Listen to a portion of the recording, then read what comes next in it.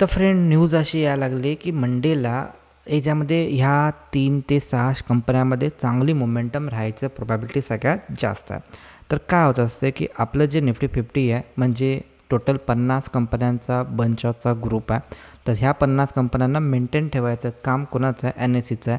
तर NSE काय करत असते की ज्या पण 50 कंपन्या आहेत त्याचं एक स्टँडर्डायझेशन लेवल आहे. तर जे लेवल मॅच होईल त्या कंपन्यांनाच त्यामध्ये क्रायटेरिया असतो. बाकीच्या कंपन्यांना त्या जर का क्रायटेरिया मॅच नाही झाला तर त्यांना त्यातून विड्रॉ केलं जातं किंवा त्यांना त्यातून रिमूव्ह केलं जातं.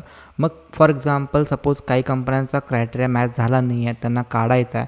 मग त्यांनी जर का बाहेर पडले तर कोणत्या कंपन्यांना आत एंट्री केली जाते? तर त्या पण अशाच कंपन्या असतील ज्यांनी तो क्रायटेरिया मॅच करतील. तर ह्या एक्झाम्पलमध्ये झालं असं की न्यूज अशी आले की निफ्टीचं जे रिबॅलन्सिंग आहे ती रिबॅलन्सिंग आज याच्यामध्ये 23 ऑगस्ट म्हणजे ॲक्च्युली काल आहे. जर 23 ऑगस्टला ह्याच्यामध्ये आला आहे आणि ह्याच्यामध्ये ट्रेंड असेल आणि भारत इलेक्ट्रॉनिक्स कंपन्यांना टॉप कॅन्डिडेट मानलं जातं आहे. तर ह्याच्यामध्ये डिटेलमध्ये जर आपण बघायला गेलो तर trend he one of the company आहे, टाटा ग्रुपची सबसिडरी कंपनी आहे आणि Bharat electronics government of India PSU company आहे आणि ह्यांना निफ्टी 50मध्ये भेटायचे चान्सेस सगळ्यात जास्त आहेत असं वाटतं आहे. आणि JM फायनान्सप्रमाणे ओके. तर LTIM आणि डिव्हिज लॅब म्हणजे काय आहे की याच्यामध्ये टोटल 50 कंपन्या तर आहेत. बाकीच्या कंपन्यांचा परफॉर्मन्स चांगला असेल तर त्यांना काही अडचण नाही आहे. बट 2 कंपन्यांची नावं यायला लागली जी की JM फायनान्सप्रमाणे तर LTIM Mindtree, Larsen and Toubro आणि माइंडट्री ह्यांचं कोलॅबरेशन आणि त्यानंतर सेकंड कंपनी आहे याच्यामध्ये डिव्हिज लॅब. तर बिलकुल पण बाय किंवा सेलचा व्हिडिओ नाही आहे. तुम्ही तुमच्या लेवलला ॲनालिसिस करू शकता. डिसिजन घ्यायचं अथॉरिटी तुमच्याकडे आहे. बट जस्ट नॉलेज काय असतं की कशाप्रकारे याच्यामध्ये न्यूज येते, कशाप्रकारे त्यामध्ये मोमेंटम येते, कशाप्रकारे तुम्हाला त्यामध्ये गोष्टी नवीन काहीतरी शिकायला भेटेल, तर ते सांगायचा उद्देश आहे. आणि व्हिडिओ कुठं पण आवडला तर डेफिनेटली लाईक आणि तुमच्या फ्रेंडला शेअर करण्यात हेल्प करू शकता. तर आपण स्टार्ट करू. व्हिडिओ ओनली फॉर एज्युकेशन पर्पजसाठी आहे, कुठल्याही प्रकारे बाय किंवा सेल रिकमेंडेशन नाही आहे. तर निफ्टी 50मध्ये ह्या 50 कंपन्यांचा ग्रुप असतो. तर 50 कंपन्यांना मेंटेन ठेवायचं काम ते NSEचं असतं. तर ह्याच्यामध्ये ह्या 2 कंपन्यांवरती थोडंसं निगेटिव्ह गोष्ट आहे, कारण की त्यांना काढायचा प्लॅन आहे. बट ह्यांना काढल्यामुळं काय होणार, काय निगेटिव्ह होणार, ह्या कंपन्या बुडणार काय? तर नो, ते आन्सर नाही आहे. बट जे की टॉपर असते, टॉपरवरती सगळेजण दाव लावत असतील म्हणजे काय की म्युच्युअल फंडवाले, बिग इन्स्टिट्यूशन, DI आहेत. तर ह्यांनी हे indices mutual fund through, large cap mutual fund okay, त्यानंतर ब्ल्यू चिप म्युच्युअल फंड, असे वेगवेगळे म्युच्युअल फंड थ्रू याच्यामध्ये इन्व्हेस्टमेंट ॲटोमॅटिकली जात असते किंवा केली जाते. आणि जर का त्यांनी बाहेर काढलं तर ह्याच्यामध्ये ती इन्व्हेस्टमेंट नंतरनं जाणार नाही किंवा त्यातली मे बी इन्व्हेस्टमेंट काढून घेतली जाऊ शकते. आणि ती कुणाच्यात जाईल? ती जाणार आहे नेक्स्ट ज्या 2 कंपन्यांना आत एंट्री भेटायला, ज्या 2 कंपन्यांना आत चान्स भेटायला. म्हणजे कोण आहे? तर ट्रेंट आहे आणि BEL आहे. ओके. तर ह्या 2 कंपन्यांना आतमध्ये म्हणजे पैसा कॅश फ्लो जास्त येऊ शकतो.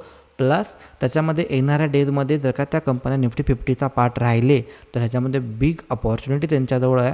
कारण की जे जास्त कॅश फ्लो आहे, जे जास्त मनी आहे हा त्या कंपन्यांमध्ये येणार आणि ह्याच्यामध्ये एक चांगली momentum as a long run तुम्हाला बघायला भेटेल. कदाचित ह्याच्यामध्ये शॉर्ट टर्ममध्ये हे फॉल होतील, पडतील, कारण की बऱ्याच वेळा असंच होतं की न्यूज आणली जाते मार्केटला ॲट अ टॉपर लेवलला, ज्यावेळी तो शेअर जातो त्यानंतर एक न्यूज आणली जाते जेणेकरून रिटेलर न्यूजला बघून बॅक करतील, पॅनिकमध्ये अडकतील, टॉपला एंट्री करतील आणि बिग प्लेयरला जे माल बाय करायचा ॲक्च्युली त्यांना लिक्विडिटी भेटेल आणि त्यानंतर मार्केट फॉल म्हणजे ते शेअर फॉल आणि बॉटमला त्यांना बरोबर चान्स भेटतो बाईंगचा.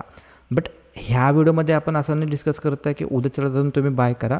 फक्त जस्ट कन्सेप्ट स्टडी करा की कशाप्रकारे ह्याच्यामध्ये एक अपॉर्च्युनिटी बनू शकते as a after some time जर का त्या लेवलला ते मार्केट आलं तर. ओके. इन डिटेल जर का तुम्हाला डिटेलमध्ये सगळ्या गोष्टी शिकायच्या असतील देन डेफिनेटली व्हॉट्सअप करू शकता. तुम्हाला सगळ्या गोष्टीचे अपडेट दिली जातील.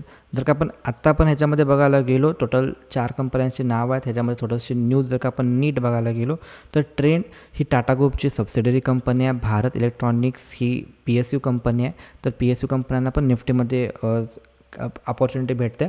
त्यानंतरनं रिमूव्ह होणार आहेत त्या म्हणजे JM फायनान्सप्रमाणे LTIM आणि डिव्हिज लॅब. ओके, तर अशी नावं यायले. तर ह्याच्यामध्ये जर का आपण बघायला गेलो तर ह्यांचा हे क्रायटेरिया आहे हे तुम्ही वाचू शकता. त्यानंतर थोडंसं मेन जे आहे ते जर का आपण डाऊन साईडला बघायला गेलो तर का ट्रेंड आणि भारत इलेक्ट्रॉनिक्स हे एक्सपेक्टेड आहेत की ते त्याच्यामध्ये जातील. तर ह्याच्यामध्ये नवीन जे कॅश फ्लो येणार आहे, जे तुम्हाला मी आता सांगितलं की mutual fund through, DIR, FIR, big players through जे कॅश फ्लो येणार आहे हे 523 मिलियन ओके आणि 394 मिलियन रिस्पेक्टिव्हली. ओके, आणि अदर हँडला ऑब्वियसली एक साईडला पॉझिटिव्ह झालं तर दुसरी साईड निगेटिव्ह आहे. कोणतं निगेटिव्ह आहे तर जे ऑलरेडी त्यांना रिमूव्ह करण्यात येणार आहे जे म्हणजे डिव्हिज लॅब किंवा LTI जर काही गेल्या तर खरं त्याच्यातून 205 मिलियन आणि 221 मिलियन पण विटनेस होऊ शकतो आउटफ्लो, म्हणजे ते जाऊ शकतील, त्याच्यातून पैसा काढू शकतील.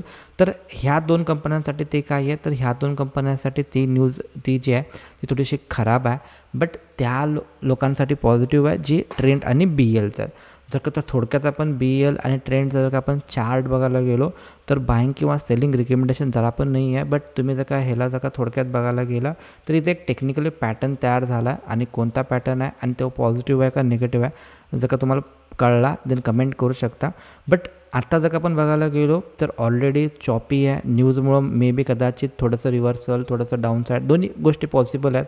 ओके, बिकॉज न्यूजच आली आहे टॉप लेवलला, त्यानंतर त्याच्यामध्ये मोमेंटम येईल. बट जर का ॲज अ चांगली लेवल पाहिजे असेल, डिमांड एरिया पाहिजे असेल तर ते बॉटम एरियाला यायला लागले. जवळपास हे समथिंग एरिया आणि दुसरं एरिया हे आहे.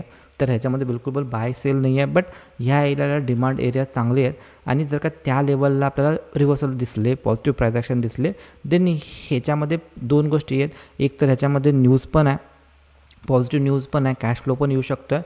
प्लस जर का चुकून जर का आपल्याला तिथं बॉटमला चान्स भेटला देन ह्याच्यामध्ये एक चांगली मोमेंटम असू शकते. सेकंड आहे की ट्रेंड हा ऑलरेडी रनअप झालेला स्टॉक आहे. मला बिलकुल पण रनअप झालेल्या स्टॉकमध्ये ट्रेड करायला आवडत नाही, जे की अशा लेवलला जे की लटकतील नंतरनं. कारण की ह्यांना एक चांगली प्रॉपर जे पण बिग प्लेयर असेल त्यांना प्रॉपर बेस भेटला आहे. कारण की रनअप झालेला स्टॉक आहे. बरेच जणांना पळते स्टॉकमध्ये एंट्री करायला खूप आवडते.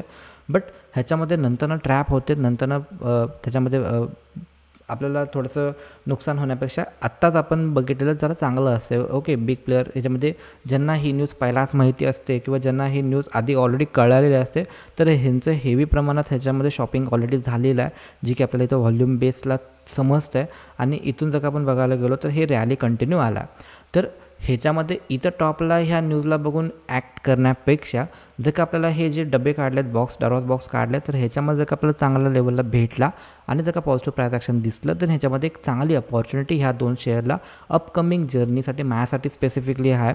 तुम्ही तुमच्या लेवलला डिस्कस करू शकता, वॉच करू शकता, ॲनालिसिस करू शकता. आणि जर का तुम्हाला व्हिडिओ कुठं पण आवडला देन डेफिनेटली लाईक आणि शेअर तुमच्या पण फ्रेंडला करा, जेणेकरून त्यांचा पण हेल्पफुल, त्यांना पण फायदा होईल. आणि असं जर का काही पण न्यूज आले रँडमली तर त्याच्यावरती लगेच रिॲक्ट करू नका, थोडंसं वेट करा कशाप्रकारे रिॲक्ट होतं मार्केट, थोडंसं शांत होऊ द्या, त्यानंतरनं बिग प्लेयरसारखे आपण एंट्री प्लॅन करू शकतो. होप तुम्हाला व्हिडिओ आवडला असेल. तर व्हिडिओ जर का आवडला असेल तर डेफिनेटली लाईक आणि शेअर करू शकता. भेटू आपण नेक्स्ट व्हिडिओमध्ये. तोपर्यंत जय हिंद, जय महाराष्ट्र.